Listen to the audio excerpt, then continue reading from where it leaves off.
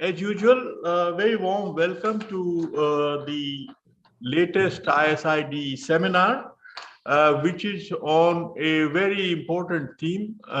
This is industrial policy and COVID-19 vaccine production. And as you know, industrial policy is very interesting and sensitive, if you like, theme.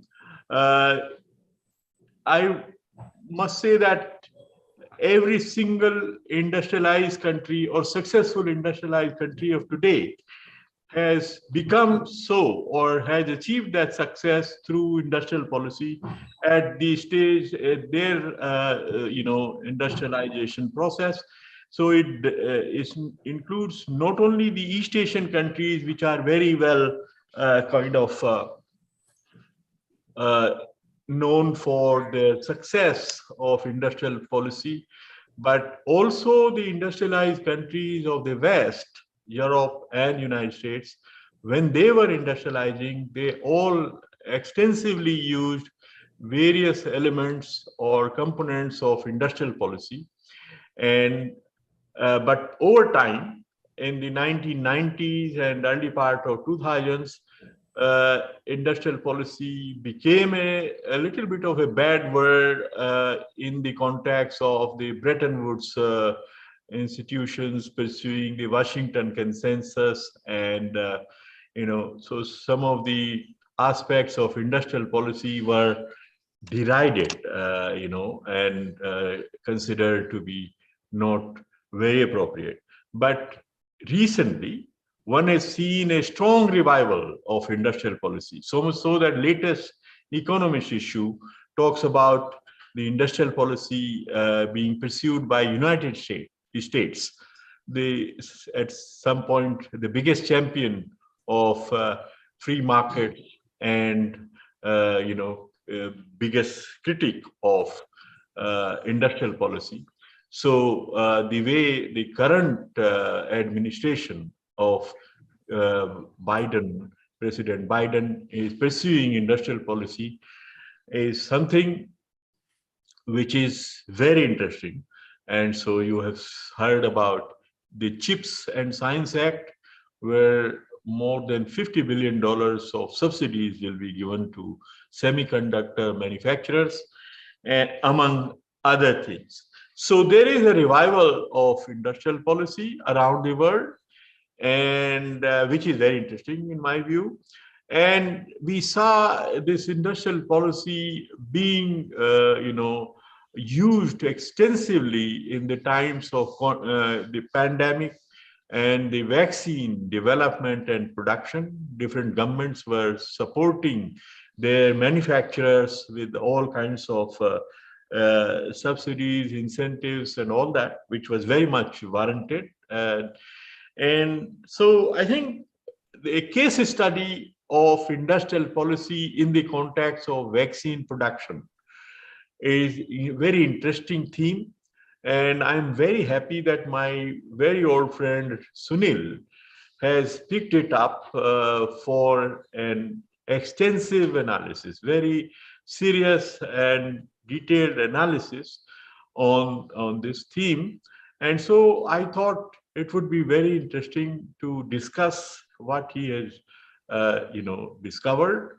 And he has in particular taken two cases, one United States and another India, and for very justifiable reasons. I mean, a very strong argument in favor of this selection, which he has done. So I think without any further ado, I want to invite Sunil. And Sunil is not, needing any introduction for this audience. He is currently director and RBI professor at CDS, where he has spent much of his career. But he has also served for several years at the place called UNU Intact, which is now called UNU Merit. In fact, I preceded him in that, so UNU Intact. So I worked there. When I came back, and Sunil moved in there, so there was an Indian flag always flying, which I felt very happy about. And so Sunil is a very sustained kind of a research, you know, person.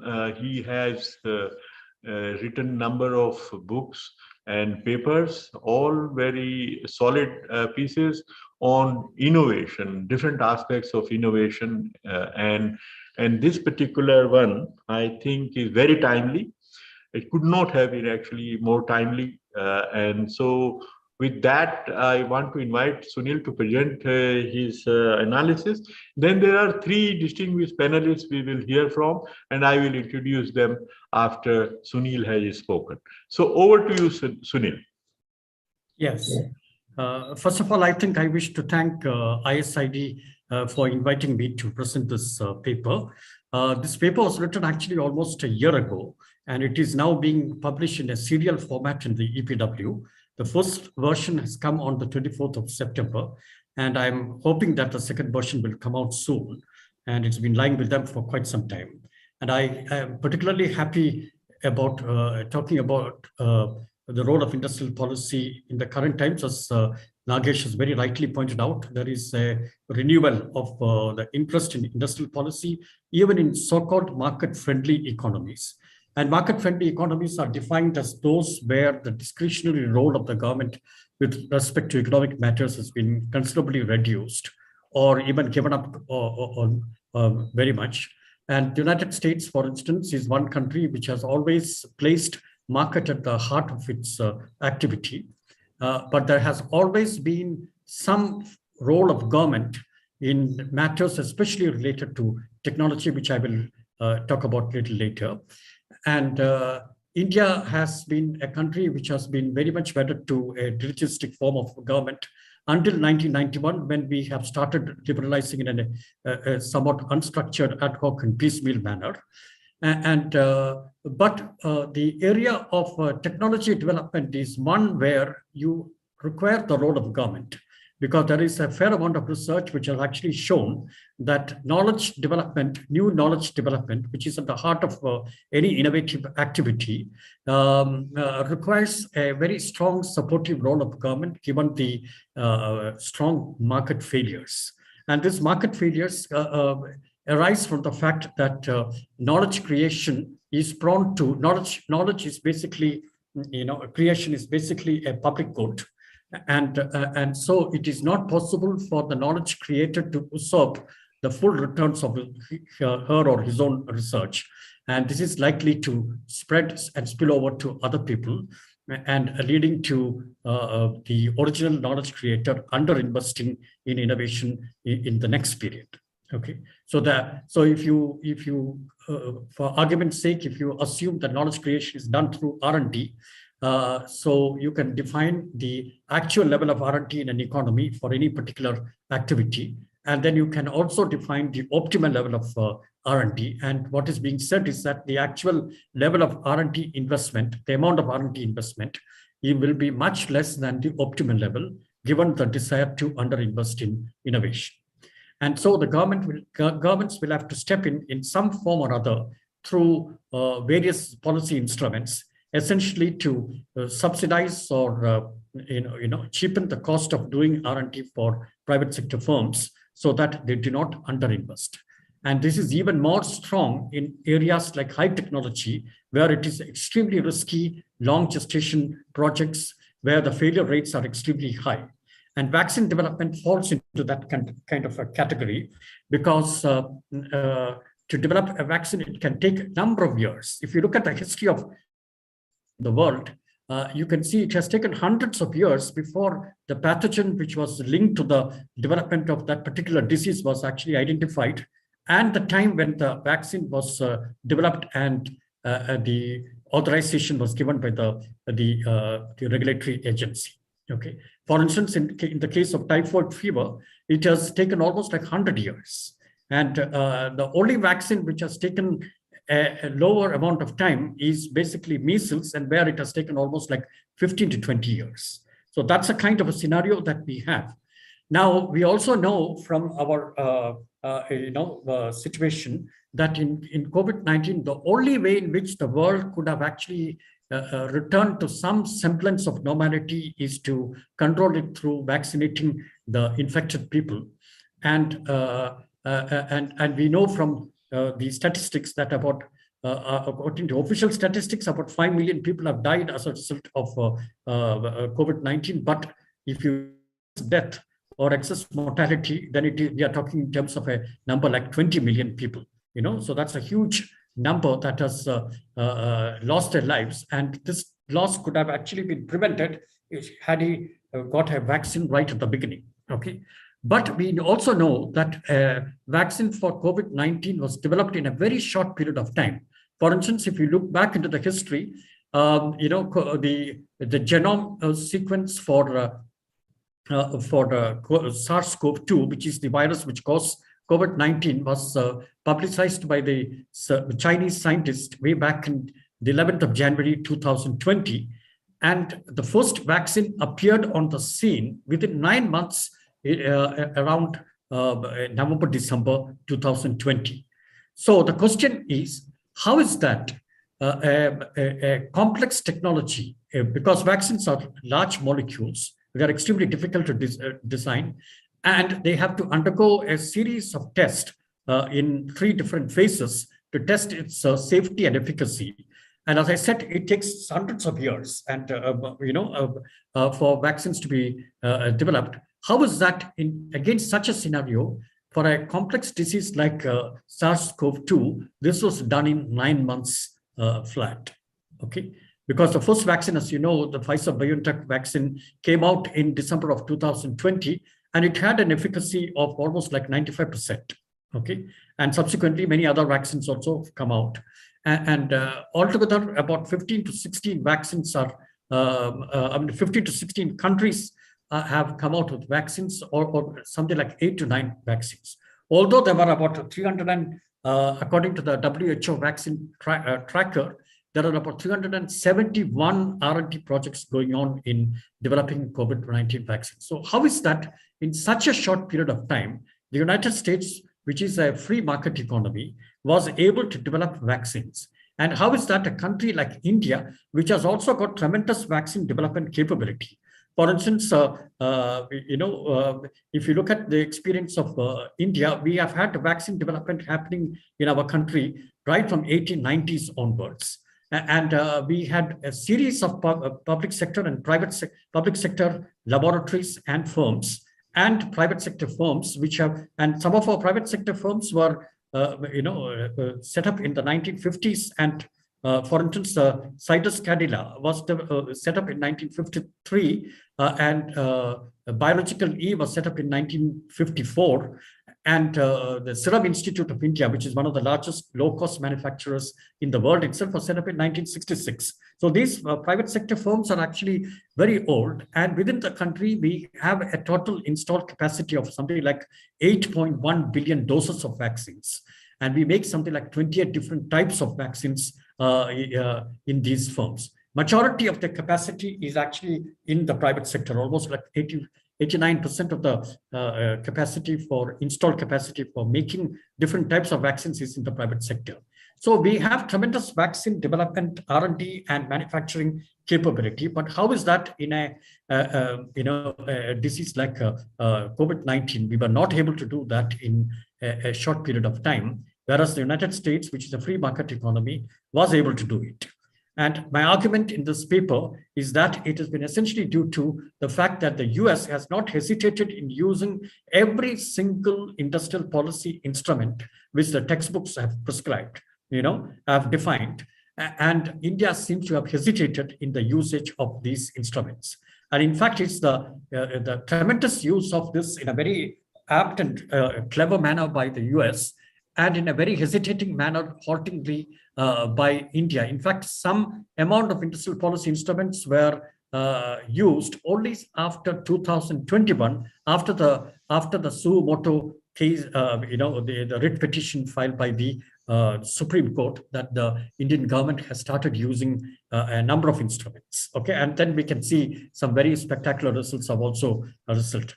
So let me now start sharing my slides here. So so that's basically my argument.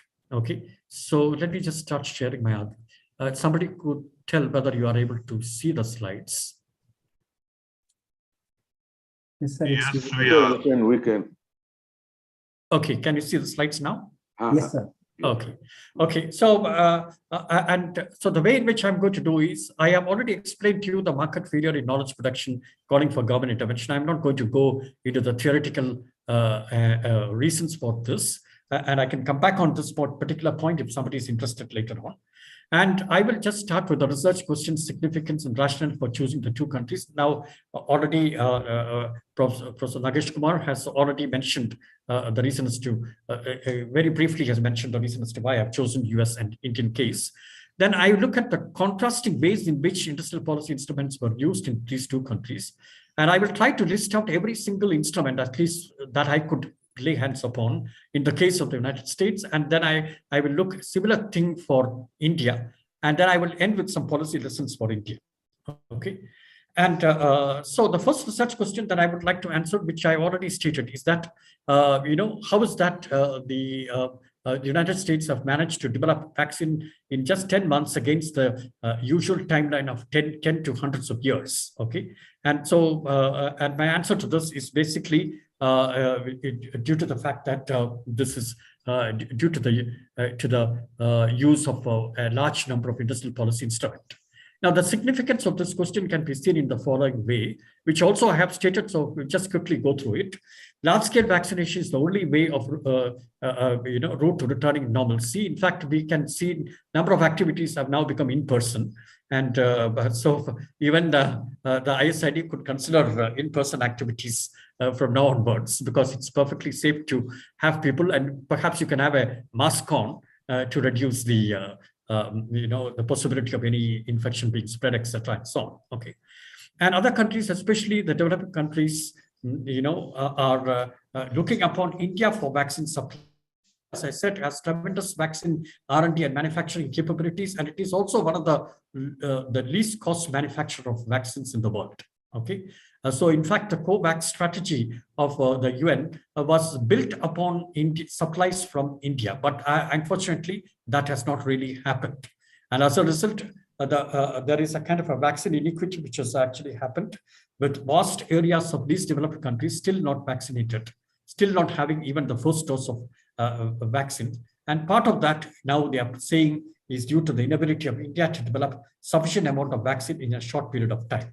Okay, and my argument is that, and that inability could be attributed to the hesitating use of industrial policy instrument by India. Now, the rationale for selecting the two countries, again, we have already gone through this. US is the first country to come out with a very effective vaccine for COVID-19, and both India and are prominent manufacturers of COVID-19 vaccines. We, as I said, we have a very huge capacity for making different types of vaccines, both in the public and private sector. And we also have the one of the low-cost manufacturers of vaccines in the world. Okay, and the US has a very robust public R&D system in the form of the National Institutes of Health, and it has also got some of the major vaccine manufacturers in the world. So even if you don't take COVID-19 or any types of vaccine, some of the largest vaccine manufacturers like Pfizer, Johnson & Johnson are US companies. And India, of course, is a very low-cost manufacturer, and it has the largest vaccine manufacturer in the world in terms of doses. And in fact, even in COVID-19, according to the data from the the Global Commission for Post-Pandemic Policy, which is the only source of data that I could lay hands upon for country-wise production of vaccines. Unfortunately, this database is not available after January 2022. Okay, India accounts for about 15% of the COVID-19 vaccines which are produced, but almost like 6% of that is based on a voluntary license given by a foreign manufacturer. Our own indigenous R&D developed vaccines are accounting only for about 14% of our total production. I already mentioned about the timelines for vaccines in general. If somebody's interested, they could go through the details of my paper. Okay. Now, the hypothesis is that, again, which I mentioned just very by way of quickly to restate that, the US has been able to develop this both in terms of quality and quantity. The quality is also very important. It's not just the quantity which is important, because if you take the quantity of vaccines produced, you can see that China accounts for the largest. It accounts for almost like 45% of the COVID-19 vaccines which are made in the world. But in terms of quality, we know for sure quality is measured in terms of the effectiveness and safety of these vaccines. The US-made vaccines are some of the best which is available. Although there are some significant adverse effects have been reported, I'll come back on it when I talk about the indemnity clauses, etc. and so on. Okay. In contrast, India has used these instruments very sparingly. So a country which has always been very much interested in using industrial policy instruments has been very, very careful in using industrial policy instruments to promote vaccine development when it came to COVID-19. And in fact, it has become a sort of a slight sort of a controversy in the sense that giving money to private sector firms to make vaccine was considered to be a bad thing, and which of course also was raised during the writ petition, suo motu writ petition filed by the Supreme Court in 2021. But the much better performance of USA in vaccine development. Now, I must make one point very clear here. When I say much better development, what is the indicator or metrics that I'm using to measure this? Okay, and I am basing this on the basis of the total volume of vaccines produced. But if you take the total volume of vaccines produced, United States may not be the largest producer because a large amount of US developed vaccines are made in Europe. Okay, for instance, much of the vaccines, the US made vaccines are actually made in Europe, for the simple reason that the capacity for manufacturing these vaccines in the US was limited. Okay, and in fact, you can see US government has used a variety of policy instruments for making this or outsourcing this to their own manufacturing facilities outside the US. So, so when I say much better performance, it is in the form of overall production of very effective vaccines. And difference in income alone cannot explain this differential performance, because European Union countries are also very rich, but they have not been able to develop any vaccines of their own, excepting for the AstraZeneca vaccine, Oxford AstraZeneca vaccine. Other than that, there is not a single vaccine which has actually come out from the European Union. Maybe something has come quite recently, which I have not been able to lay hands upon, but nothing of that sort. And another important country, which is Japan, has also not been able to develop a single vaccine, because it again, both these countries very much hesitated to use the industrial policy instruments and left everything to the private sector. And as a result, the result is there for everyone to see. Now, the US case, the Chinese scientists sequenced the viral genome for SARS-CoV-2, which is a virus causing COVID-19, 11 January of 2020, and shared it with WHO and other countries. And no sooner many projects started, as I said, about 271 projects that are, it depends on what kind of vaccine tracker that you're using. I'm using basically the WHO vaccine tracker. But of this, only 3 vaccines were authorized initially. 2 are from the United States, and one is, of course, the Oxford AstraZeneca vaccine, which was developed by Oxford University and AstraZeneca. Okay, and if you look at the diffusion of these vaccines, you can see that the US-made vaccines, and of course, the Oxford AstraZeneca vaccine has also, but if you take the US-made vaccines, which is Pfizer, BioNTech, Moderna, and Johnson & Johnson, and to this, you can also add Novavax, which is another vaccine which has been developed quite recently. And if you do that, you can see that the US-made vaccines have diffused more rapidly in large number of countries than the other vaccines which are actually made. For instance, Bharat Biotech vaccine has only diffused in 6 countries, including that of India. And the Chinese vaccines also have not diffused very much in countries other than China and a few other countries.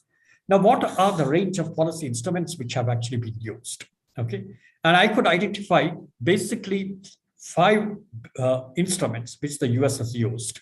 And I would place the strong support for basic and applied development R&D for vaccines, number 1.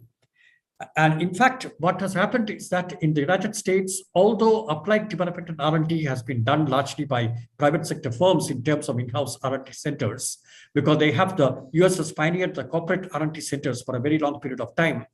But in terms of health research, the basic research in health, US has the largest number of public institutions supporting health research anywhere in the world.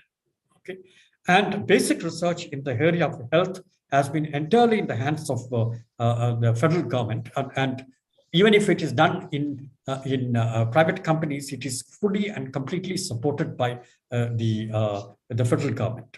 So that, I think, is the first instrument which the government has used. So let me go into a little bit of that activity. I don't have a detailed slide here because of the time involved.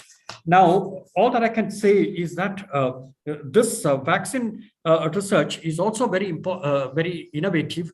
The vaccine research by the United States is extremely innovative because they have used an extremely untried out new route for inventing vaccines for COVID-19, which is the messenger RNA route, the mRNA route.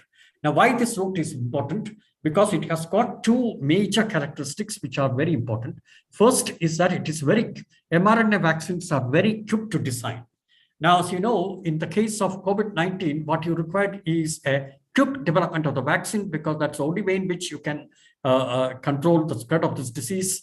And we know, based on research done by UK researchers and published in the Lancet's Infectious Disease Journal, that almost like in the first year of release of these vaccines itself, almost like 14 million deaths were averted because of the use of these vaccines. They have a mathematical modeling of this, and then they have arrived at these 14 million numbers. Now, so the first idea is that mRNA vaccines could be developed very quickly. And second is a second idea of mRNA vaccine, which makes it a very innovative way of making vaccines, because there are N routes to make a vaccine. That's what I'm trying to say. And the conventional route is not the mRNA vaccine. It's not the RNA messenger RNA route. Okay. And the second characteristic is that it is scalable.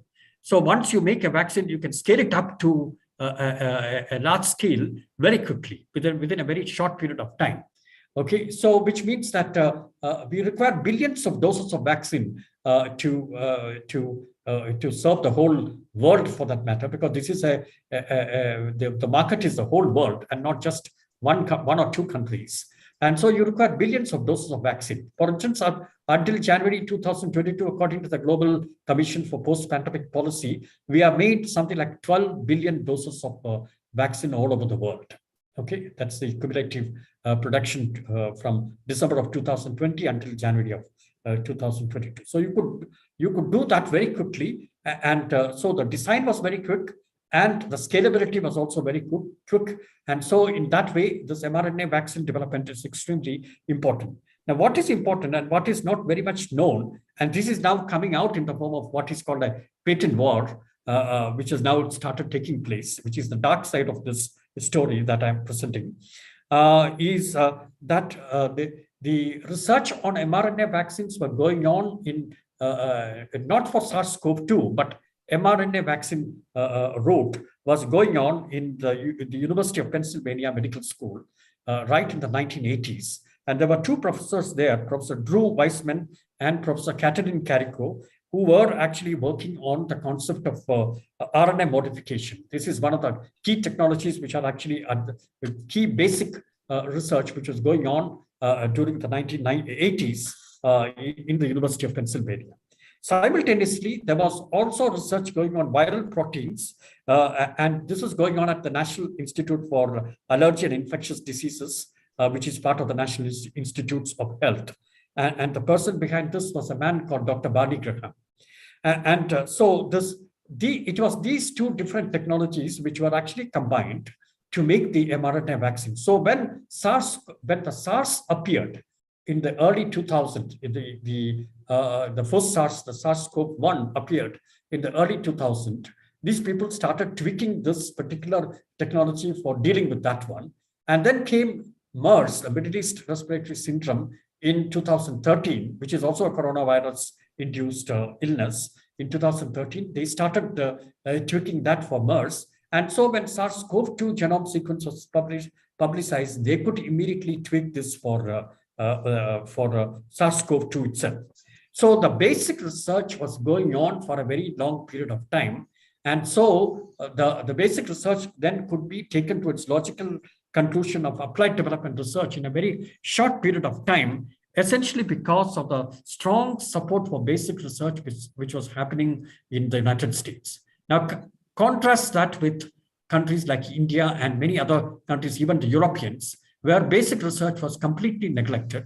And many of the public laboratories which were working on basic research was either closed down or privatized, or they were made to fend for themselves by developing their own budget. So they started doing much more applied development kind of research, and contract research from private sector companies, even using the facilities for testing, etc., and so on, and making money in that process, etc., and so on.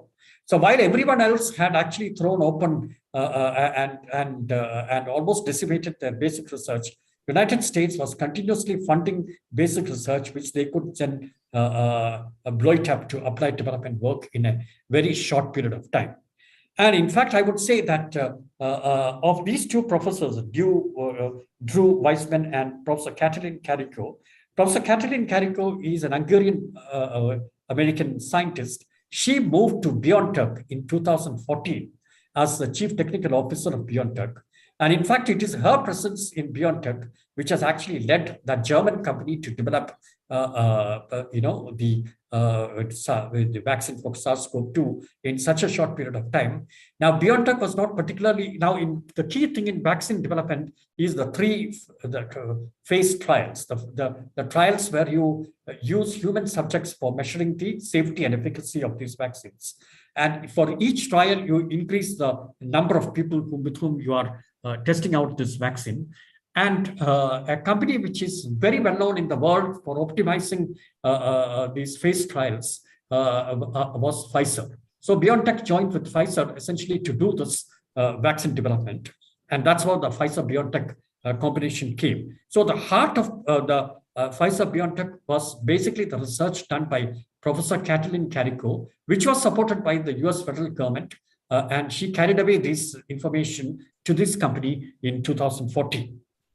Okay, so so that strong support for basic applied development and applied development for vaccine was key to US trying to develop this so quickly. The next one is, of course, legislative changes to provide emergency support to vaccine development. And in fact, that happened also very extremely quickly. And you can see that even under a person like President Trump, you could see that this was happening in a very big way. Okay, and I have the details of this, and I don't want to bore you with all the finer details of this legislative changes which has actually happened during that period. The next one is the enhancement of institutional support for vaccine development. For instance, what US has done is it has considered the vaccine, the virus to be an enemy. And so it has started using, it has almost like started a war with the enemy, which is the virus. And it has set up a kind of a institutional mechanism for quick development of vaccine. And this is known as the Operation Warp Speed. And in fact, if you know that, I'm sure you would have read from, it was almost like the Manhattan Project during the Second World War. And it was headed by a defense personnel, this R&D project, this Operation Warp Speed. And under the Operation Warp Speed, the first thing what they did was essentially to support R&D, different types of R&D, which was done in different types of technologies which are used for. In fact, they identified 3 different types of R&D projects for R&D platforms for developing vaccines, so that if one fails, the other one is there. Okay, and in each of the platforms, they have identified 2 companies each. So a total of 3 into 2, 6 companies. So Moderna and Pfizer-BioNTech was in the mRNA platform, and then if you take the vector platform, you had Johnson & Johnson and AstraZeneca. Even AstraZeneca, surprisingly, was received funding under the Operation Warp Speed. As you know, AstraZeneca is not an American company, but the Americans were willing to fund that project because they knew that they had the capability to come out with a very good vaccine in a short period of time. Then, of course, the third one was recombinant adjuvanted protein platform, and in that they had supported Sanofi, GSK, and also Sanofi, of course, is a French company, and Novavax, which is again an American company, which has now managed to develop that vaccine. So you can see that almost all the companies which are supported in the Operation Warp Speed, and and there were under the Operation Warp Speed, 3 different kinds of things were done.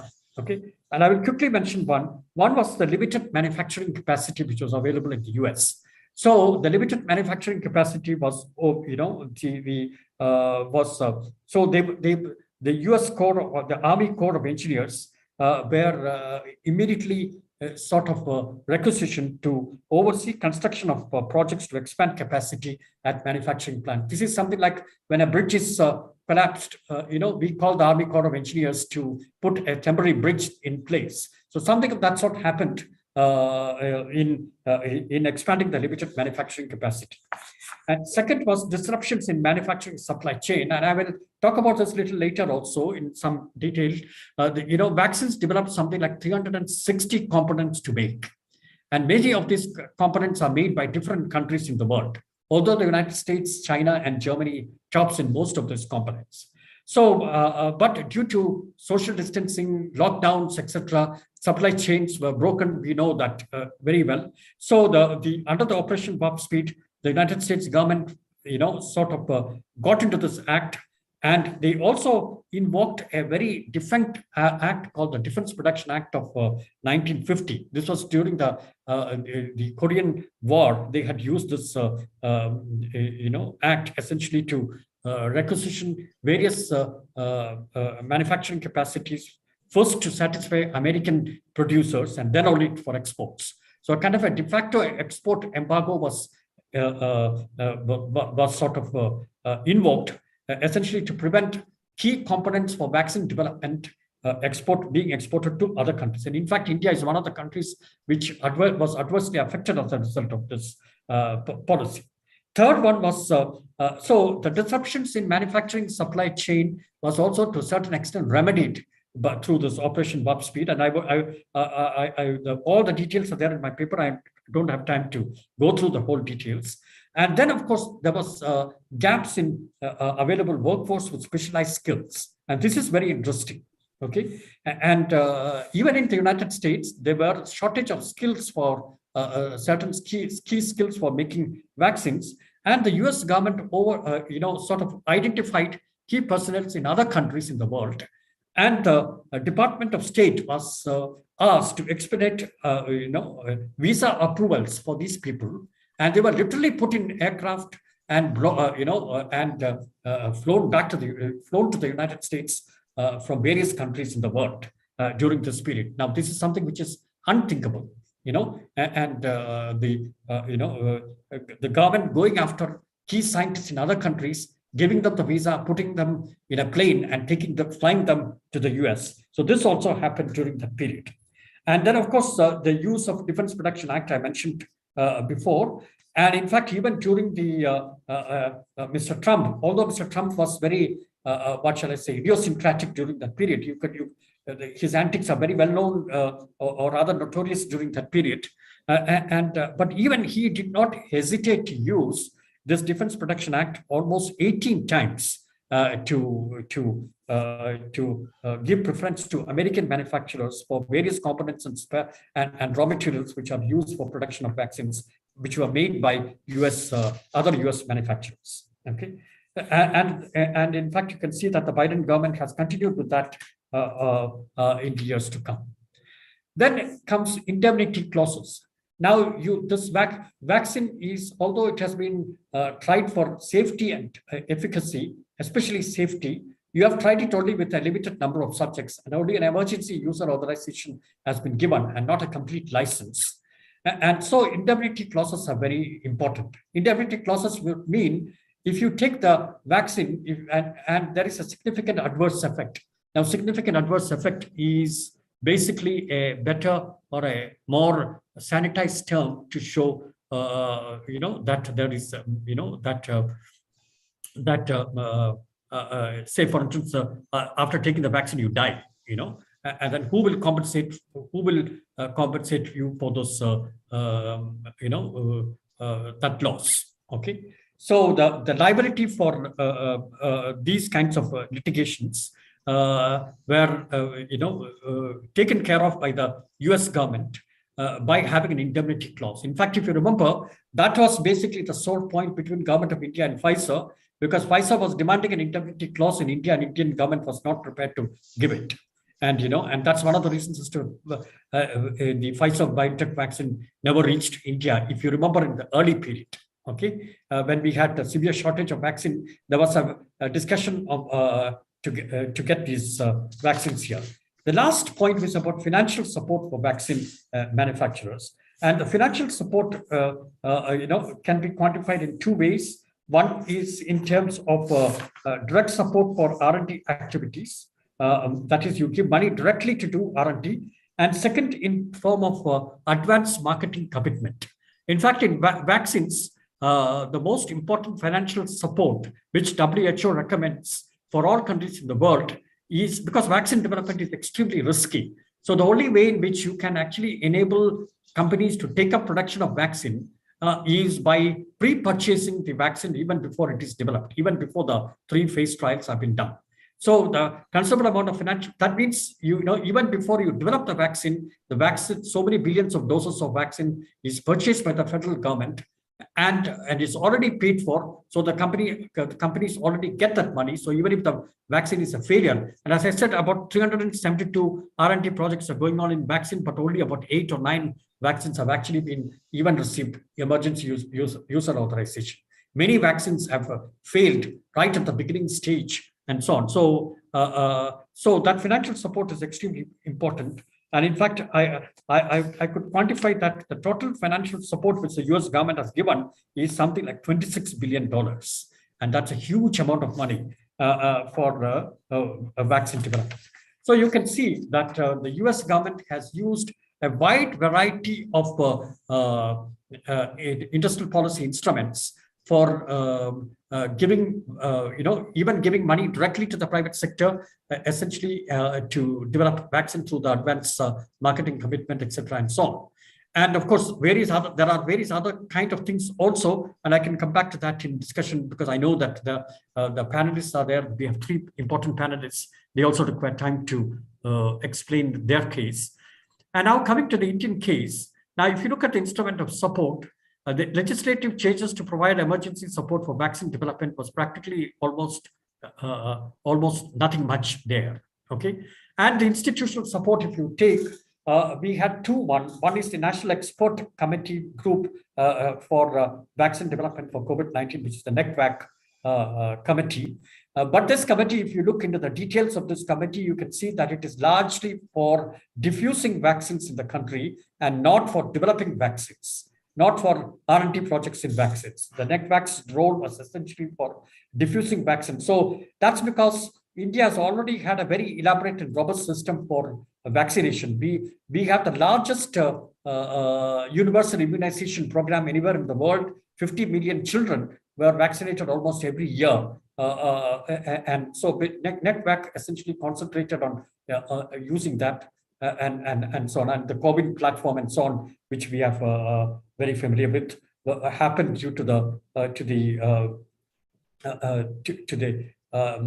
NECVAC scheme. Then, of course, you have the Vaccine Suraksha Mission, and I have also quantified in my paper the amount of money that was made available to a few companies, and a small amount of money was made available for R&D development and so on. But so much of the financial support for R&D development actually did not happen at all in India. Very little sort of money was given, and in fact, even that was given only after the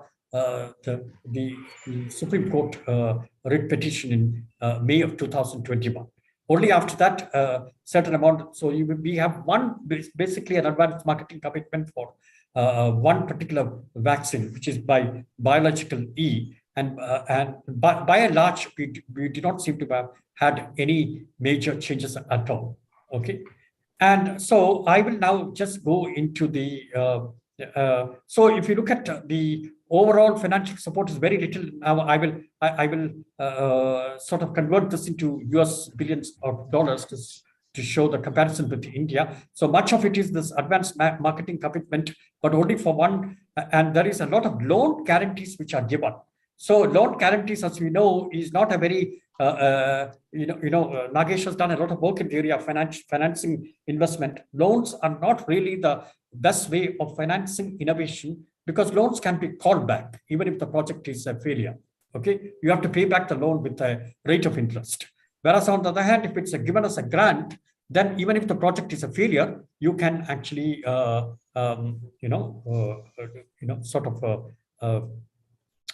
manage that. Okay. The next important thing is that India has actually lobbied for patent waivers.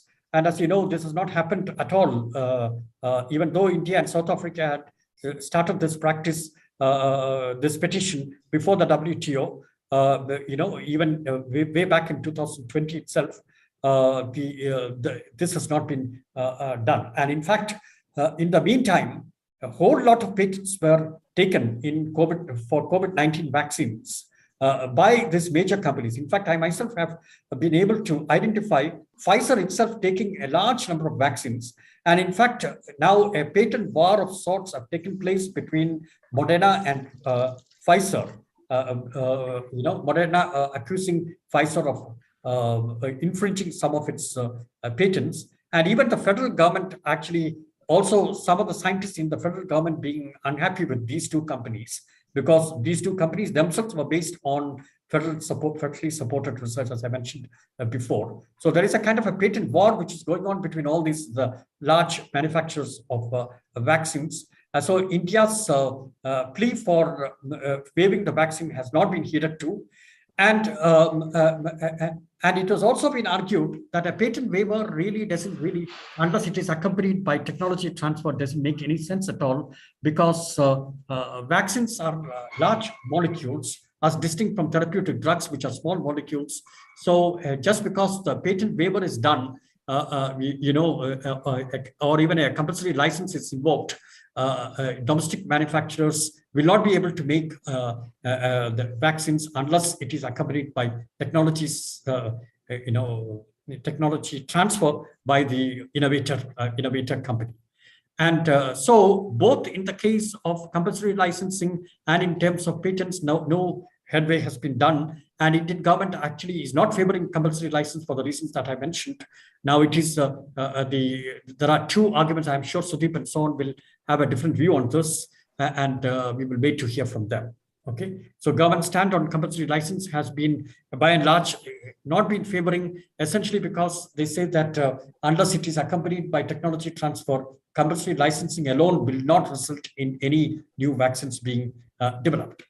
Now, insertion into the global value chain for vaccine production, as I mentioned before, about 360 raw materials are required for making vaccines. And in fact, from the OECD study, I've identified some 16 major of those ones. And in fact, we find that a lot of these have been imported from, and these are the Indian imports from other countries. And in fact, most of these, and in fact, there was a very interesting study by Basu and Veeramani from IGIDR, where they have actually shown that Indian government, in fact, clamped a duty of 9.3% on these key inputs which are used for making vaccine, where even the US government has actually reduced this to about 1.3 and so on.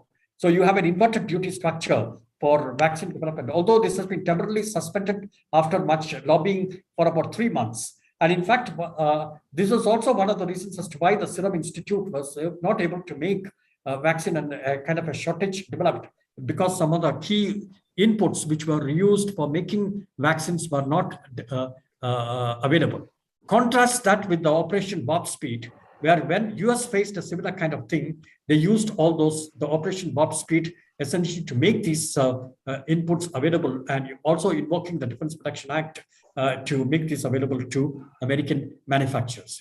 Indemnity clause to vaccine procurement, there has been no indemnity clause as far as India is concerned. India has refused to give, and this is surprising because the significant, we have had a lot of clinical trials of drugs in our country, and we have had many significant adverse events also. And these significant adverse events have not been properly, there's not been any indemnity clauses for these significant, these clinical trials in our country. And in questions which are asked in the law, answered in the Lok Sabha, we have the number of significant adverse events due to clinical trials in general from 2018 to 2020, and we can see that the compensation that has been paid as a result of the significant adverse events have been very low.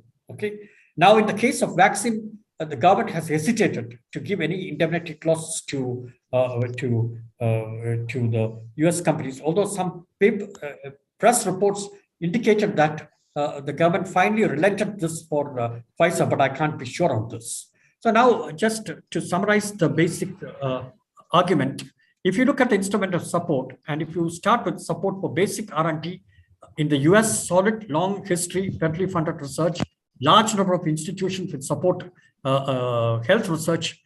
In India, weak and almost non-existent. As far as vaccine development is concerned, there's absolutely no basic research, and even applied development research, it was very, very limited and so on.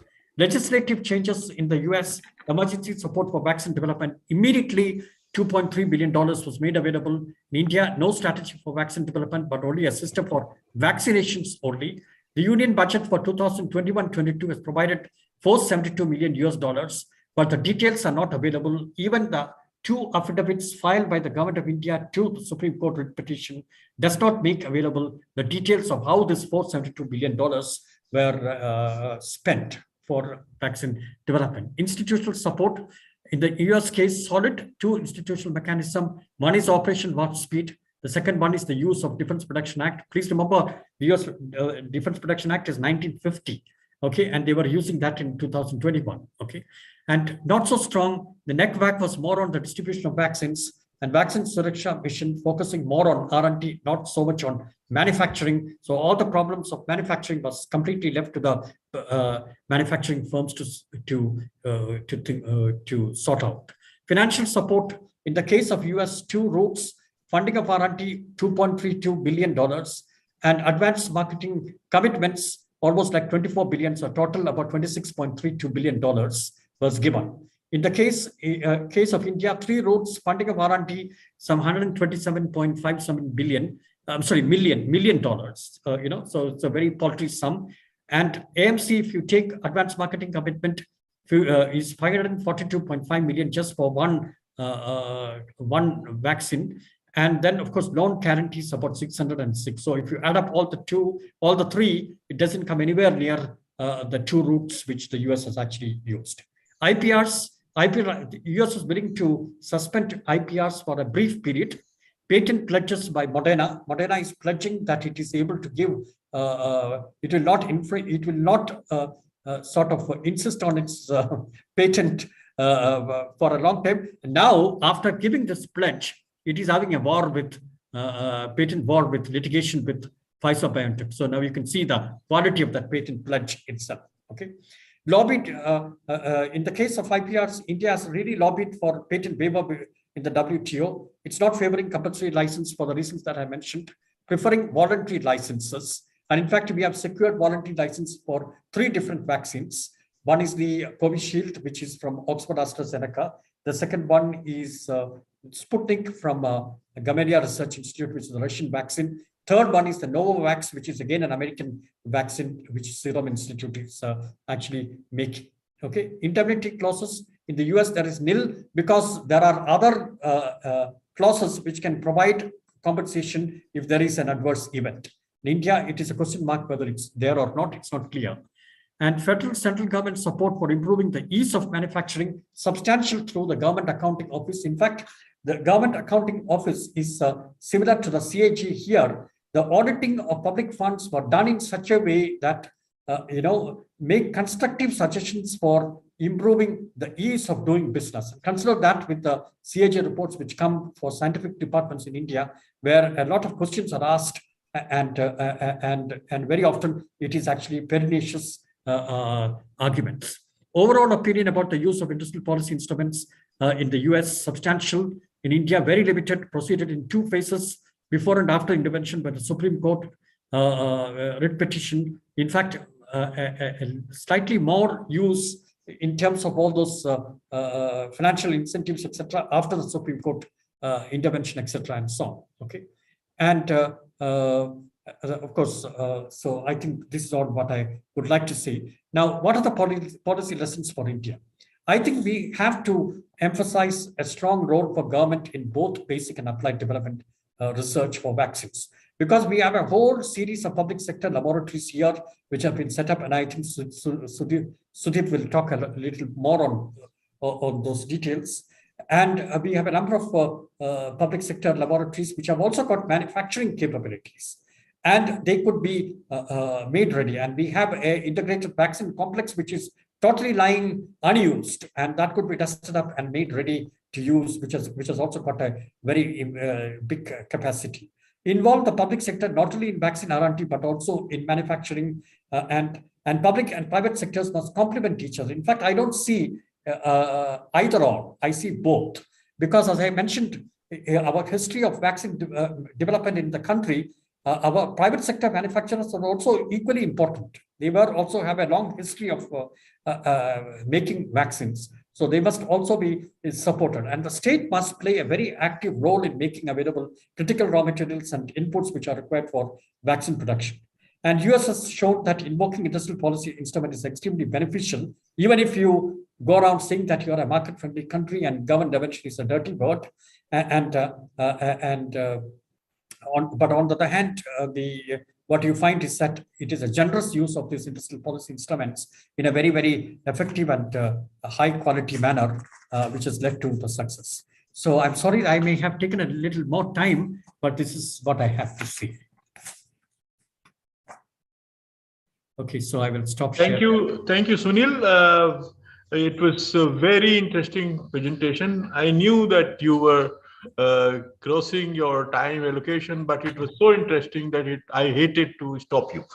Now, and I think you have made some very interesting points.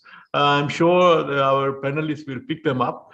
I think one takeaway from this presentation is that industrial policy works, provided we implement it in a coordinated manner. All different arms of the government, whether it is legal or financial side, even defense, as in the case of US. So coordinated implementation of industrial policy delivers results. This thing comes out very well from this case study of India. Half-hearted industrial policy doesn't. So if we blame some policies are not working, we should look into why we have not implemented it in a comprehensive, coordinated manner. So I'm sure there are many interesting points in this, and I will not, because we are running short of time. So I would straight away go to our 3 panelists. And the first one on my list is Professor Sudeep Chaudhary, who again needs no introduction for this audience. He has been writing on pharmaceutical industry for a very long time. He's, I think, perhaps the best known researcher on pharmaceutical industry, but also on FDI and other parts or aspects of industrial policy.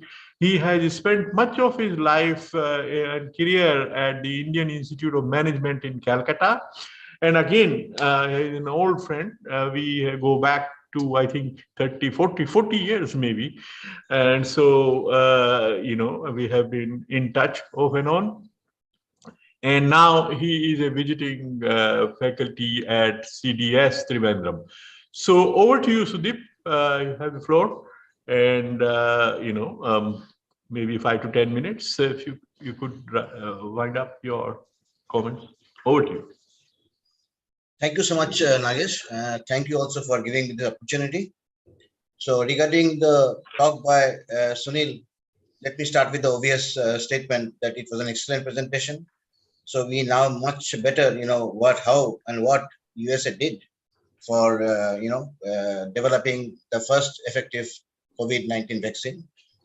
And so I think, what I thought, what to do in my short time. And then you have Madhavi, the next, I think, panelist. And in vaccine, she is the expert, Anybody wanting to do any work on vaccine cannot avoid her papers and books. And in fact, that is the first learning experience.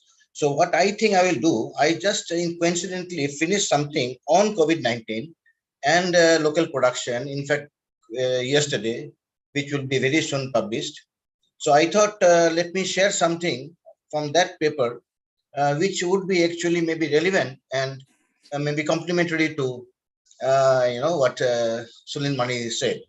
Of course, I hope it will not be like that joke of the high school essay, somebody prepared the essay on river, and in the exam, the topic was not river, but cow. So he started with river, how there was a beautiful river, and then he started saying that there was a cow standing there, and the rest of the essay was on cow. Okay, so I hope it will not that bad, but there could be some relevance with that. See, Sunil has discussed about the Pfizer BioNTech, and similarly the other mRNA technology drug is Moderna. But see, despite this remarkable achievement, developing countries hardly benefited from this. And therefore my talk will be basically, learning from USA maybe what developing countries can do. See, it is a matter of shame maybe that even after 2 years of the development of the vaccine, now in low-income countries, even less than 1/4 have at least one dose. And in some countries, it is even less. Yemen and others, it even less. Okay. Whereas for the high-income countries, it is almost more than 3/4 of the population getting it. Okay. So I think, this will have to change. As Sunil himself said that, vaccination is the best defense against either COVID-19 or future pandemics. And you will have to be prepared for this. And you cannot rely on the multinationals and developed countries. Just see what happened in the TRIPS Council and what WTO minister. Despite the overwhelming support of the developing countries, ultimately what was decided in 17 June is practically ineffective. Of course, this is not the occasion to discuss. And therefore, the simple thing, we find is this, that, you cannot rely on multinationals. Both this Pfizer and Moderna, they were primarily produced in developed countries, primarily used in developed countries. Despite all the appeals, they did not share technology. And rich country governments sabotaged the elimination of patent barriers in WTO. And not only that, this COVAX, this donations, that also lagged much behind targets. Okay, so therefore, basically, developed countries will have to do things on their own. And there, I think, I see much optimism. Because if you see what happened in the COVID-19, basically, developing countries have used, apart from the Oxford AstraZeneca vaccines developed and manufactured in the developing countries, like Sinovac of China, like CanSino of China, like Sputnik of Russia, Sinopharm of China, and even Bharat Biotech. Okay, and another important thing that you see is that among the developing countries also there is a huge difference, and the developing countries where there is more local capacity to manufacture, more vaccines produced, they have in general done much better in vaccination.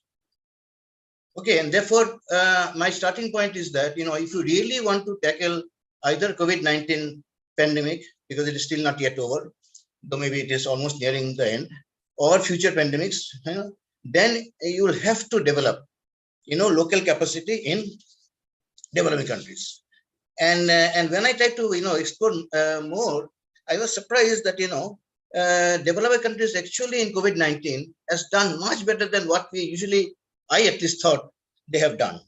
I find from the database that at least there are,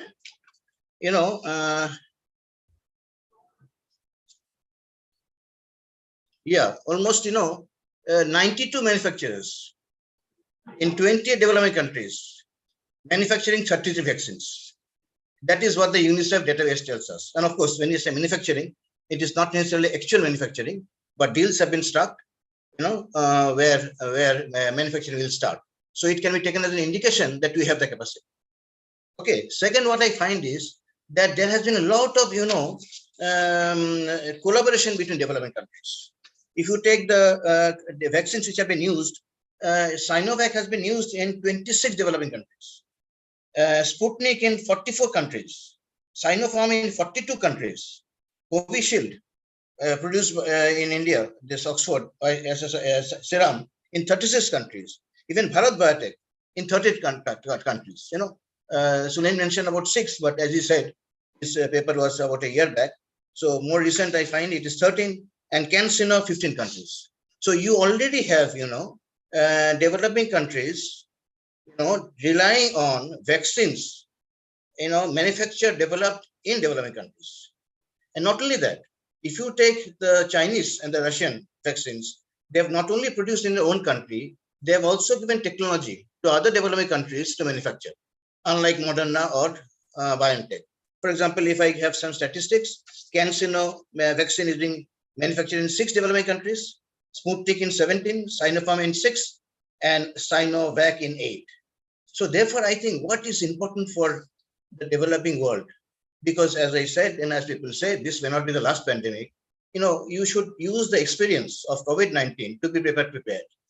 And I think the better preparation would be this, that rather than just passively relying on what multinationals will give, what developed countries will do at WTO or outside WTO, you do what you can. And I think there's a lot you can do. Already there is a huge collaboration going on. So it is basically building further on that. We have several countries like Bangladesh, for example.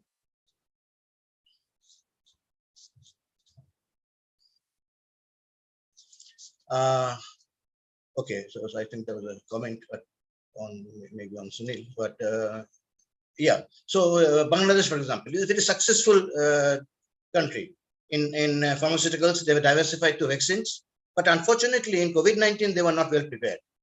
So I think it is within the control, and they've already started. They can actually develop COVID-19 vaccines, and they can also develop more. There are other countries like Tanzania, Ghana. I will just take 1 minute more because I can see Nagesh already becoming a bit impatient, but 1 minute more only. Tanzania, Ghana, who actually has a history of developing country of pharma production, but as Sunil was highlighting, this industrial policy is totally absent. There's practically no support, and as a result, the proportion is going down. So now it's a question of political will. If they want, they can further develop. They can diversify to vaccines, including COVID-19 vaccines. And lastly, see, this mRNA technology is a very interesting project, sponsored by WHO, this technology hub in South Africa, this mRNA. They have already chosen 15 firms in 15 countries, outside collaboration. And I'm hopeful that, through such collaboration, things will improve. And in particular, I find that in India, there are actually 49 public sector labs in pharma manufacturing and vaccine manufacturing. So I think if the industrial policy, if the political commitment is there, if you want to do it, as Sunil was, as USA has done, then I think it is possible for the South countries, for developing countries, to actually not only, produce this quote unquote ordinary vaccines, but also more sophisticated vaccines. That is doable. Thank you so much. Thank you, Sudeep. I think you made a very strong point about pursuing self-reliance in developing countries if you really want to protect your populations from such pandemics. So I think it is a point very well made. We have seen in this period of the pandemic how there was a vaccine protectionism, vaccine nationalism, the protectionism of all types, and then on top of that IPRs.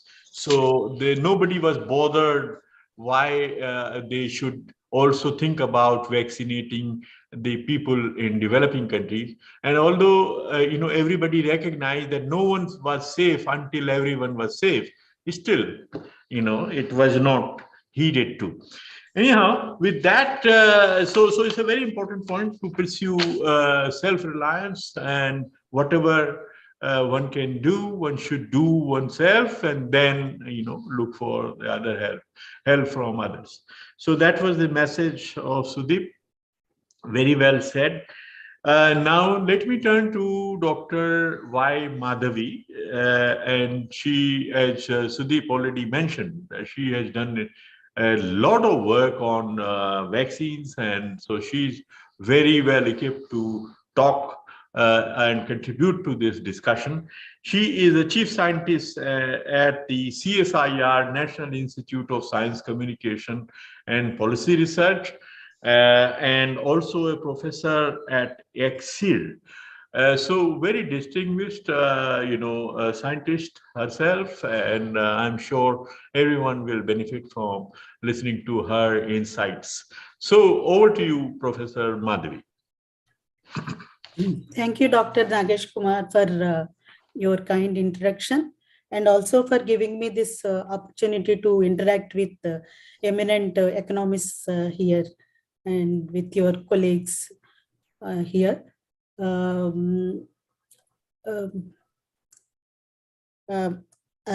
agree with many points with Dr. Sunil Mani's presentation, especially with respect to the for supporting basic R&D. And many points I agree, though I have slight differences on, putting entire benefit to the private sector. Maybe I'll talk for public sector here, especially with respect to vaccines.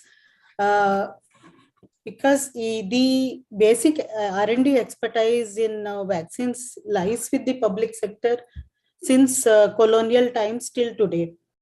It's in the public sector that has existed, and we have indigenous capabilities in public sector, which made a lot of vaccines, like cholera, typhoid, DPT group of vaccines. Even polio was also indigenously manufactured here for some time.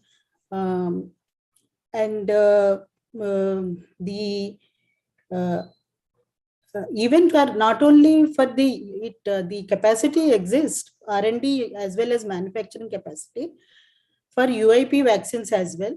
Also for the UIP vaccines anyway it exists, but for new vaccines also it is there. It actually made hepatitis B DPT combination vaccine, but it was not allowed to further produce by Pasteur Institute of India. The point I'm trying to make is highlight here is there is a narrative which was built around the public sector that they are inefficient, they are not technologically adaptable for the new modern technologies, and they are not GMP compliant, and they are obsolete with inadequate resources and all. So this is a narrative which was built around it, and slowly they have been systematically neglected over the years, especially after the biotechnology period, which promised high tech, high profit, profitable vaccines, as well as the liberalization policies.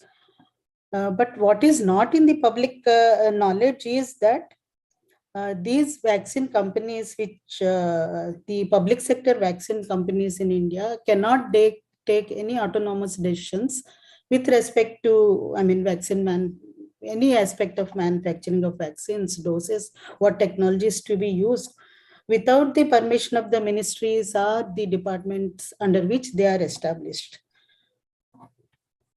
So,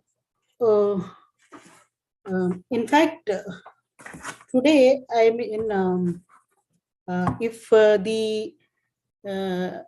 Once upon a time, public sector had a very, great role, the determinant role for vaccine manufacturing, development, and manufacturing as well. Today it is reversed because a private industry took interest in high priced, high profit oriented new vaccines, the next generation vaccines which have come up. So in fact, in India, I would say that today private sector is flourishing only because of the public sector. In fact, Serum Institute of India was established with erstwhile Hafkin employees, Hafkin Institute employees. Even the Green Signal Biopharma company, which has come up in 2006 in Tamil Nadu, was also established with the manpower poached from Pasteur Institute and seed viruses and raw materials to make vaccines free of cost from the Pasteur Institute. And then the company makes them and supplies to the same universal immunization program at higher price, measles vaccine and BCG vaccine. In fact, they have captured this was the old, in general for the vaccines. Even when it comes to Bharat Biotech's Covaxin also, even the indigenous manufacture of Covaxin, Bharat Biotech could produce only with the inputs from the public funded R&D organizations, inputs like ICMR, NIV has provided the strain, and CSR Institute, IICT has developed an adjuvant to make it this vaccine successful, produced indigenously within short time frame. Covishield, all of us are aware, that it is also a public outcome of a public funded research organization's efforts, along with the public-private partnership model. But Serum Institute have been, it's good, contributed to the voluminous production of manufacture of vaccine doses. And of course, there was, like Dr. Mani has pointed out, there was a criticism why only 2 private vaccine manufacturers were given the chance to produce COVID-19 vaccines. I would say even for actually the public sector is in this country, companies were underutilized. Even the public sector, public funded research organizations, which are under DST, DBT, ICMR, CSIR, they also have they have R&D capacity, which only thing is they need proper channelization that needs to be done. In fact, to link up with the industry, like this has been talked about for quite some time, that there are poor industry academia linkages. But maybe I think now that with COVID-19, we have learned the lessons that instead of waiting and acting only in the last moment, it should be done like, there should be a dedicated R&D funding should be given for R&D as well as manufacturing capacities. Even the public sector should be encouraged. In fact, they were eagerly waiting for government orders to produce, set up BSL-3 facilities to manufacture more COVID vaccine doses to meet the rising demand during 2021. In fact, instead, actually, they were subcontracted to private sector to produce the doses, but we do not know, it is not yet clear how many of them have actually produced, whether the technology was transferred from Bharat Biotech to the 3 public sector companies which was given to them. The point I'm trying to make is, another point is, like in general, I want to talk the background also. There is the political economy here. Public-private sector has entirely,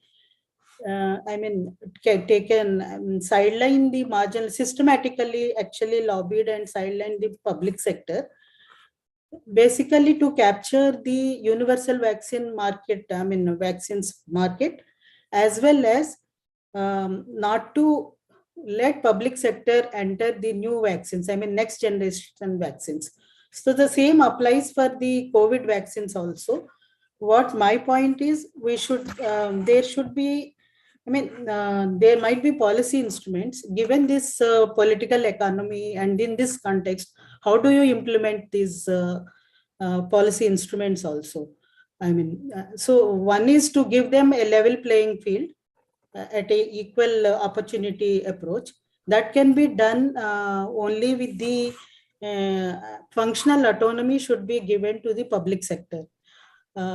Like as recommended by the Javed Chaudhary committee, which is a committee set up by government's own committee to inquire into the why the public sector units were closed, which has actually contributed to the 83% of the country's vaccination requirements. So I don't know whether I have 5 more minutes, No. maybe 2 more minutes. I think if we could conclude, because we still have one more presenter, Yes. and then we would like to have some discussion. Yeah. That's right. I think both Dr. Sudeep Chaudhary and then Dr. Mani has mentioned about the legislative things they have also highlighted. Even I also think that there should be compensatory, laws should be in place. Vaccine injury compensatory laws should be in place, and also transparency in the about the knowledge about the vaccines in the public domain will actually enhance public trust also. Indemnity clause, I appreciate that the government did not actually hesitated not to give the indemnity clause. I appreciate that, because given the policy atmosphere, the lack of proper laws for compensatory liabilities for, due to vaccines. At the current present time, it is better that it did not. And another thing, government's initiative, the slogan of self-reliance, I really appreciate, and I think we should work towards it using all the channels and instruments and interlinking and networking with a strategic manner, ultimately to deal with not only with pandemics but also future health needs of the public at large. Thank you. Thank you, Professor Madhvi. I think you have responded to some of the observations of the previous speakers, and also how the success of private sector is built on the basis of public sector, because the trained manpower was kind of sourced from the public sector companies or laboratories.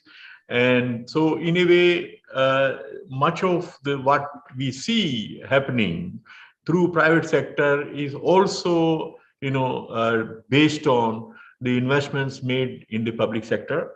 And I think your point about public sector companies being given a level playing field and functional autonomy is very critical for them to really deliver on their potential. And so this is a point very well made. So with that, let me turn to our third panelist, who happens to be a colleague from ISID, Dr. Shailendra Kumar. He has been working on health policy matters or health policy issues for a long time, and writing about that. So I'm sure he will also be able to bring some additional points to this debate, which has become already very rich. So with that, over to you, Shailendra. Thank you, sir. So it was a very, the interesting discussion as well as presentations. So I really, enjoyed that. But one important, I would think that I would agree with Sunil Mani regarding, the public support to manufacture the vaccines is largely because of this vaccine has a public good in nature. And across the world and in developed or developing country, the public sector institutions, made a great contribution in developing this. So one, the not from the advanced research, it's the highlighted from the basic research to the advanced, the public sector, and they have they even highlighted the disease which have the clinically more the effective and they have long-term impact in nature. So one study from the identifying in US, so they have referred to the around most of the major the vaccine development around 15 15 vaccines in US that has been developed so far, all are, the greatly benefited with the public funds through either through NIH or through the other, the different universities. And similarly in India also, we have a long history of, in the public system that, that could deliver better at some point of time, but over time, the manufacturing capacity due to the neglect of public sector that has declined. And even if you see the recently, though we are talking about, the public support to, the vaccine manufacturing and vaccine development, but overall expenditure to the public sector, if you look at the union budget, the expenditure to, the some of the existing public sector vaccine manufacturers and vaccine developed institutions, the rather declined. In 2014-15, it was, the actual expenditure which they spent was, the 124 crore rupees. And in real term, if you see now in 2020, declined to 94 crore. So there is a, and even, the commitment is are much higher than the what they, they spend. And recent year, the committed budget even, the 62% less than the, the actual spending is less than the committed budget. And another important point I was interested to highlight, the one is public sector and public support, the growing and COVID-19 has highlighted that, the need of, the more public support in this. But, the at global level, the some, the contract manufacturing things are also happening. So even if you look at today picture in 2020 picture, so the overall global commercial vaccine contract manufacturing market was around, the 64%. So, the vaccine are developed in some part of the country, in developed country, and they are manufactured by and outsourced by those in developing country as well. So these 2 points I was thinking to highlight. And last point I thought to highlight, if you look at Indian manufacturing, vaccine manufacturing, both in public and private sector. So we roughly, the manufacture around, the 24 to 28 type of, the vaccine for 24 diseases. So if you look at the, the R&D spending on these as percentage to overall sale of the vaccines. So it's quite, the encouraging. I was looking at, the pharmaceutical overall pharmaceutical R&D expenditure is around 2 to 3% of total sale of that. But in vaccine sector, the generally, they spent, the 7 to 8% of on R&D out of sale, out of their total sale value.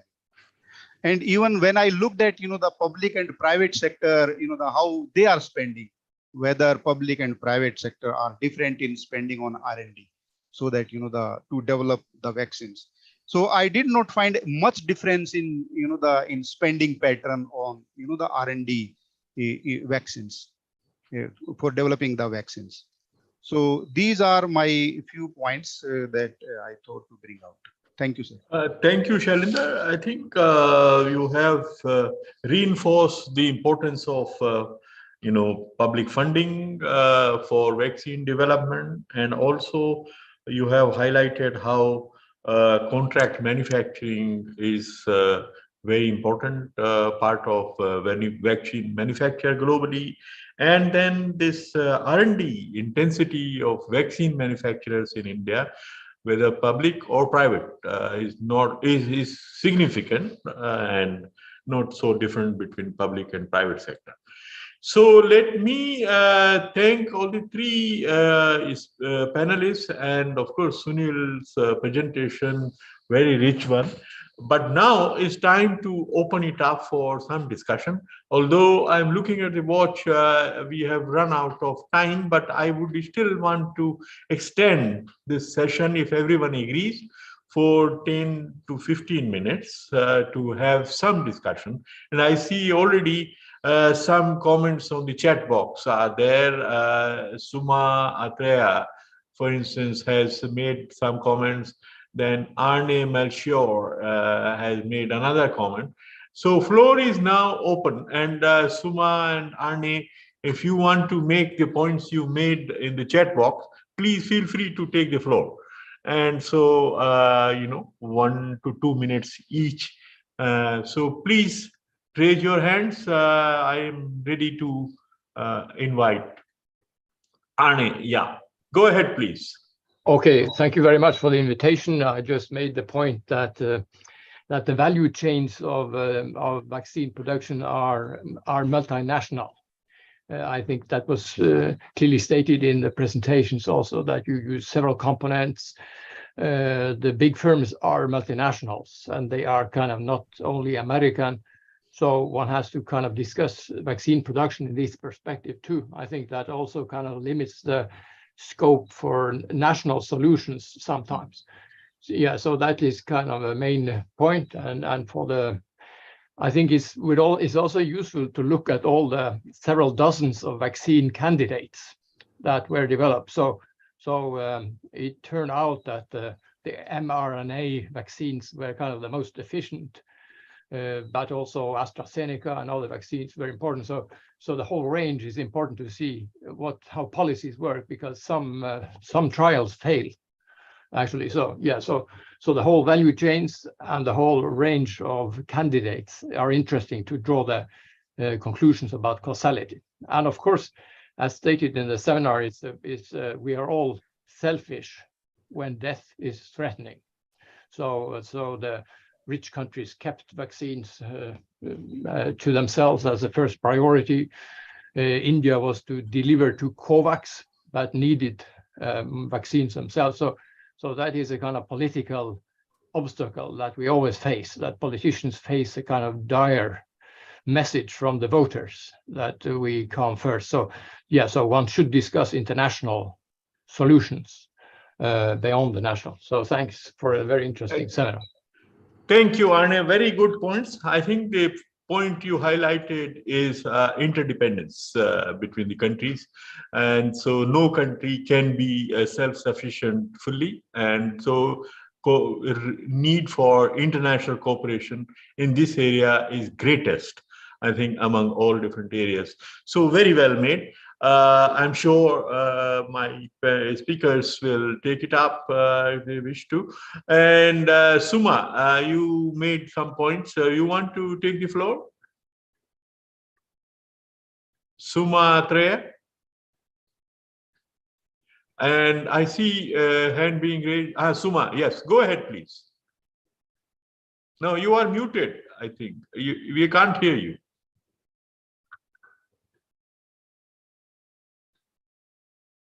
We still can't hear you, Suma. So doesn't matter. You have anyway put your points on the chat box, and I'm sure all the four of the speakers would have read that. So I see a hand being raised by Satyaki. So Satyaki, over to you. First of all, sir, very illuminating presentation. My question is that I agree with the central argument of the paper that the US had this industrial policy and its various facets, which actually, because of that, they could face this challenge of pandemic and produce vaccine, which India couldn't, in the sense that they didn't have a proper industrial policy to face this problem. And that's why the difference comes. But one question is also related to that, which Oxfam report says that, as you mentioned, that $26 billion have been spent by the US government and given to the hands of the private. Moderna made a profit of 43% above the cost, and Pfizer made 70% above the cost. So huge amount of profits, and 40 pharma companies had made huge profits who had joined the list of billionaires. Now, my question is that, of course, there is an intervention and which could give some results during an emergency situation. But as you mentioned, and also the other speakers said, the point is that if this intervention is basically to reduce the gestation period, which attracts private players to come into the picture, otherwise they might not have come. So the better thing is to produce in the public sector. Of course, now the literature says that what you mentioned is basically derived from Arrow, that these are knowledge and information are public goods, and so it has to be produced in public investment should be there, because private should not be able to capture the gains out of that. But there are other literature which says that there is a band of relationships in this kind of technology where there is an interaction factor is there. So a second generation of literature has come up. In that context, they're saying that both private, public, and all these are required.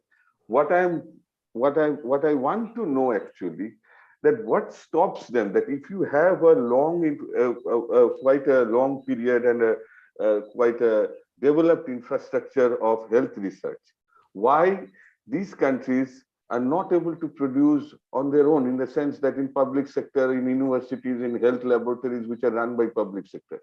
What forces them? What is the economics behind that? That where you have to rely on private players? That's the question. Thank you, Satyaki. So, are there any other hands or comments, questions to the speakers? If none, then I want to turn to the speakers, and there are 3 points which Suma has made on the chat box. I'm sure every one of you among the speakers has read that. And so let me turn to the 4 speakers in the same order. So Sunil, you have the floor. Okay, I'll start with Satyaki's point first. And now his argument is that, you may give money to the private sector to generate a new technology in an emergency situation. But then there is a dark side to it in terms of they making a huge profit and then and not sharing the profit with the larger sections of the population. So why not use the public sector to produce these? Yes, that's a good argument.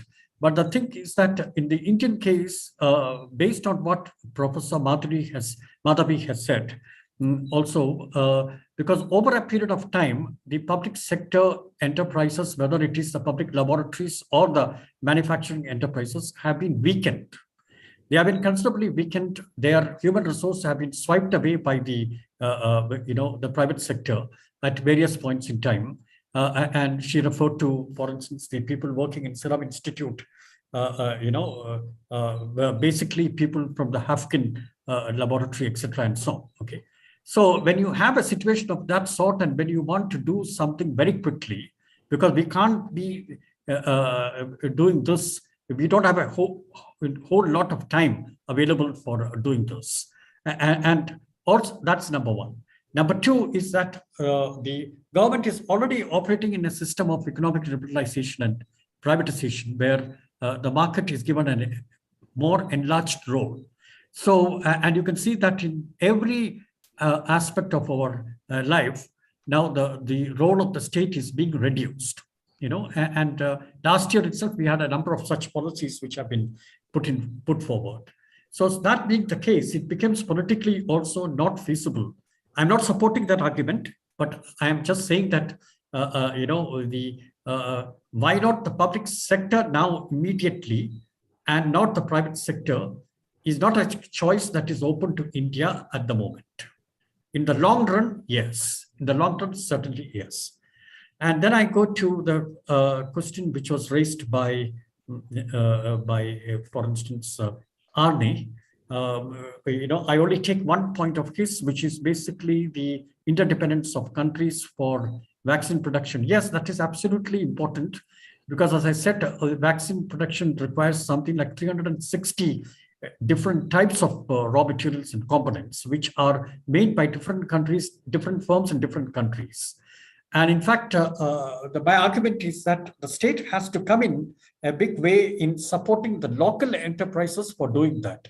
In the US case, they did that, whereas in India, the state was not willing to do it, or there was no evidence of doing this. So if you look at the Twitter of accounts of the owner of Serum Institute, He was basically appealing to the president of the US for not, strictly enforcing the Defense Production Act, so that his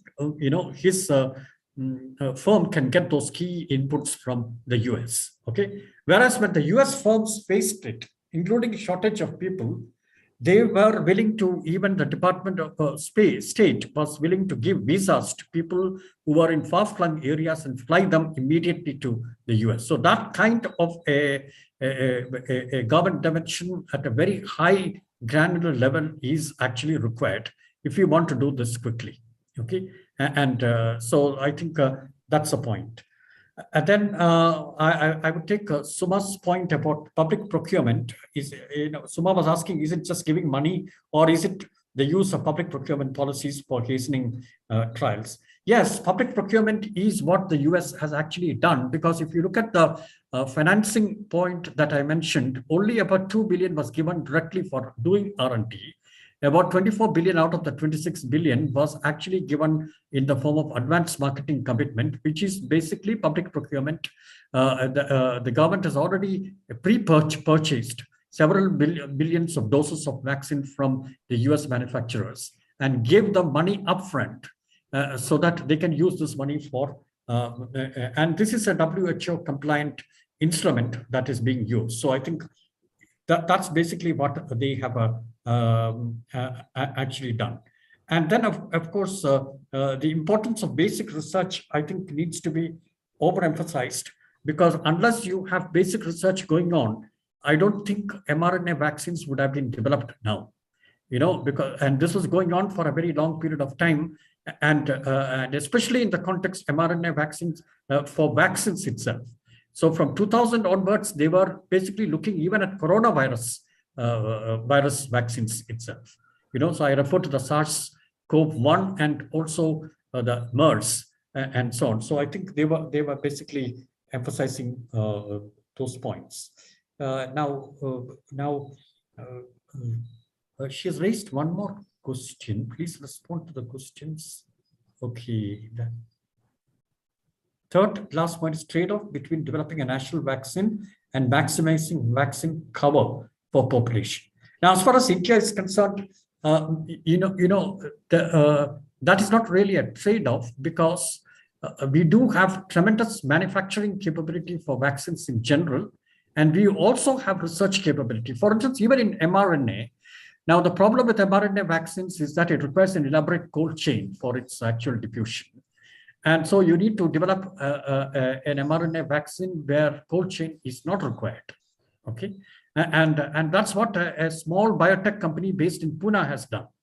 And it is undergoing various trials. I don't know what is the stage of the trials right now, but the last time that I read was it had moved into phase 2 trials.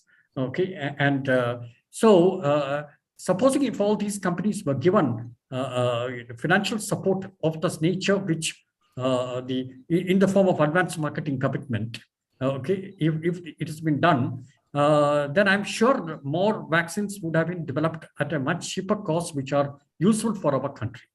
Now, we really do not know what are the conditions under which AstraZeneca has licensed its technology to Serum Institute. We know for one thing, that there are many restrictive clauses which are inserted into the agreement, and Serum Institute is not allowed to sub-license that to any other firm in India, that we know, because no other firms have come up with Covishield, so I think as far as vaccine is concerned, because that is the only way in which you can return to normalcy in the world, after a pandemic. And we need to have indigenous capability in that. We need to have self-reliant. We need to be self-reliant. So it's not a trade-off, I would argue. Thank you, Sunil. Very well responded to some of the points made in the discussion. So now over to Sudeep. Yeah. Yeah, just a minor point. I think the most important point now, in the light of all the discussion, how do you use industrial and technology policies so that developing countries can develop more vaccines and can produce more, and so that across developing countries, you have better vaccination. And I think from that point of view, I think the situation is quite good in developing countries. We have tremendous R&D resources in public sector, in Brazil, in China, in India. We have tremendous manufacturing capabilities in India, in China, in Brazil, and other places. And therefore, it's a question of not government versus private. It's a question of combining the two with an industrial policy. And for that, what is required is a political will, you know. So if the government of India, they want to develop it, if the third world countries, China, India, etc., they try to collaborate, I don't see any reason why, you know, the future cannot be bright. That's a simple point. Thank you, Sudeep. Very good point. Dr. Madhvi, please. I think the points have been already explained by. So you don't have to. Yeah. Okay. I too agree with all the policy instruments should be used. Like I said, both public, private should be used. Wherever the capacity exists, it should be utilized for. Public. Shailendra, you want to make any point? Or? Yeah, just a half second, sir. During this 2010 to 20, there was a decade of vaccine initiative, you know, initiated by WHO, and where, you know, the lot of technology transfer, you know, that happen from advanced country to the emerging market. So that is another gray area that is happening. And there is a you know, the divide between, you know, the high income country, you know, the EU and US capture generally, you know, the high income market, and India only is the country who is responding to the developing country. So India has a great chance to respond to all these things. Right. All right. Thank you very much, all the four of you, and especially Sunil for sharing with us very detailed research that you have done, very comprehensive and detailed research that you have done on this very important, very critical theme.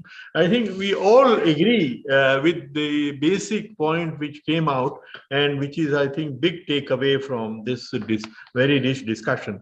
The industrial policy can deliver. And this is, I think, a vote of confidence, you know, that one is getting in the industrial policy, because of late, a lot of people became skeptical of the ability of industrial policy to deliver.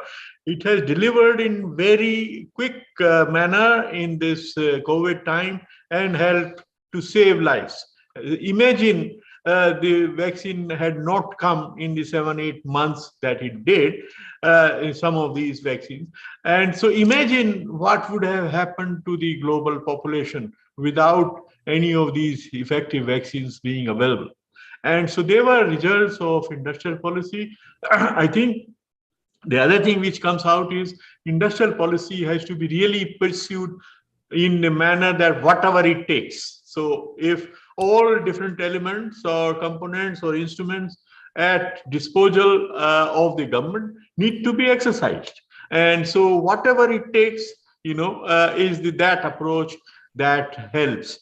And so whether upfront purchases or public procurement, as Sunil said, US government did, you know, so incentivizing the private sector or public sector and using their combined strengths, you know, is what is needed.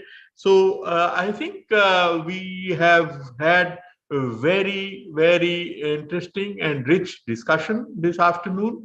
This time could not have been better spent. And so for all of that, you know, for giving to us such an interesting and powerful discussion, I want to thank Dr. Sunil Mani, Professor Sudeep Chaudhary, Professor Madhavi, and my own colleague Shailendra, and everyone who joined and took part in this discussion. And, you know, and I'm sure that we will keep this engagement with all of you continued, as I always say. And so this seminar series has become very vibrant forum, and we will sustain it, bringing more and more ideas for discussion in the coming months. And so please stay engaged. And with that, we really want to thank everyone. Thank you very much. Bye-bye. Thank you very much. Thank you. Bye-bye. Thank you. Bye. Bye.